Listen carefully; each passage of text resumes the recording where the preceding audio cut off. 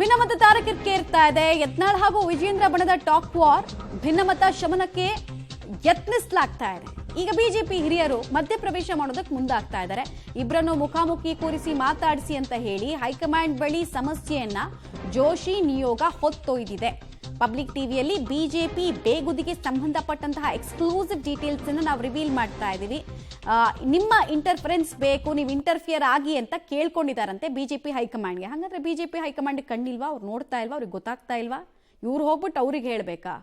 ಇಲ್ಲಿ ಅತಿ ದೊಡ್ಡ ನೆಟ್ವರ್ಕ್ ನಮ್ದಿದೆ, ಅತಿ ಹೆಚ್ಚು ಕಾರ್ಯಕರ್ತರಿರುವಂತಹ ಪಕ್ಷ ನಮ್ದು ಅಂತ ಹೇಳೋರಿಗೆ ಹೈಕಮಾಂಡ್ ಕಣ್ ತಿರ್ಸ್ಬೇಕಾ? ಹಾಗಾದ್ರೆ ನೋಡಿ, ಬಂತು ಡೀಟೇಲ್ಸ್. ವಿಜೇಂದ್ರ ಹಾಗೂ ಯತ್ನಾಳ್ ವಾಕ್ ಸಮರಕ್ಕೆ ಸಂಬಂಧಪಟ್ಟಂತ ಡೀಟೇಲ್ಸ್.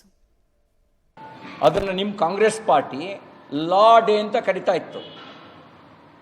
ಅದನ್ನು ಸಂವಿಧಾನ ಗೌರವ ದಿವಸ್ ಅಂಥೇಳಿ ಆಚರಿಸಿ ಡಾಕ್ಟರ್ BR ಅಂಬೇಡ್ಕರ್ ಅವರಿಗೆ ಮತ್ತು ಸಂವಿಧಾನಕ್ಕೆ ಇನ್ನಷ್ಟು ಹೆಚ್ಚಿನ ಮಹತ್ವವನ್ನು ಕೊಟ್ಟಿದ್ದು ಕಾಂಗ್ರೆಸ್ ಪಾರ್ಟಿಯ ಯಾವನೇ ನಾಯಕರು ಅಲ್ಲ, ಅದು ನರೇಂದ್ರ ಮೋದಿಯವರು ಕೊಟ್ಟಿದ್ದು, ಭಾರತೀಯ ಜನತಾ ಪಾರ್ಟಿ ಕೊಟ್ಟಿದ್ದು.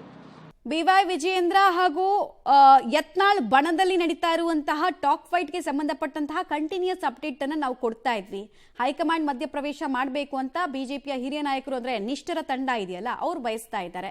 ಬಿಜೆಪಿ ಹೈಕಮಾಂಡ್ ಕೂಡ ಸಕಾರಾತ್ಮಕವಾಗಿ ಸ್ಪಂದಿಸಿದೆಯಂತೆ. ಇವ್ರು ಸ್ಪಂದಿಸಿ ಇವ್ರ ಆಕ್ಷನ್ಗೆ ಇಳಿಯೋಷ್ಟೊತ್ತಿಗೆ ಬಿಜೆಪಿ ಇನ್ನೆಷ್ಟು ಒಡೆದು ಹೋಳಾಗುತ್ತೋ ಗೊತ್ತಿಲ್ಲ.